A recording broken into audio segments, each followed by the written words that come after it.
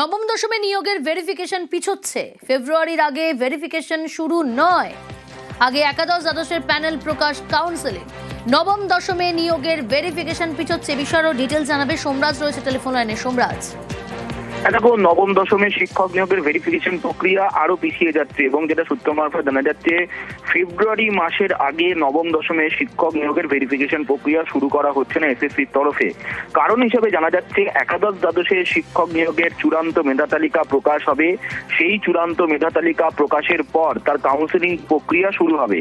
সেই কাউন্সিলিং প্রক্রিয়া শুরু হবার পরই নবম দশমের শিক্ষক নিয়োগের ভেরিফিকেশন প্রক্রিয়া শুরু হবে বলেই এসএসসি সূত্রে আমরা জানতে পারছি।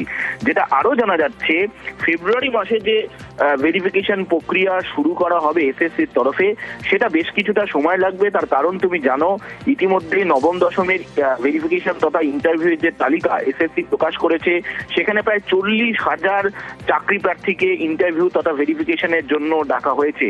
ফলত সেটা বেশ সময় সাপেক্ষ ব্যাপার। সেই কারণেই একাদশ দ্বাদশের চূড়ান্ত প্যানেল প্রকাশ আগে করে দেওয়া হবে, তারপর কাউন্সিলিং শুরু করে দেওয়া হবে। সেই কাউন্সিলিং শুরু করে দেওয়ার পরই নবম দশমের শিক্ষক নিয়োগের ভেরিফিকেশন প্রক্রিয়া শুরু করবে। অর্থাৎ সেক্ষেত্রে ফেব্রুয়ারি মাসের আগে কোনোভাবেই ভেরিফিকেশন প্রক্রিয়া শুরু করা যাচ্ছে না বলেই স্কুল শিক্ষা দপ্তর সূত্রে জানা যাচ্ছে।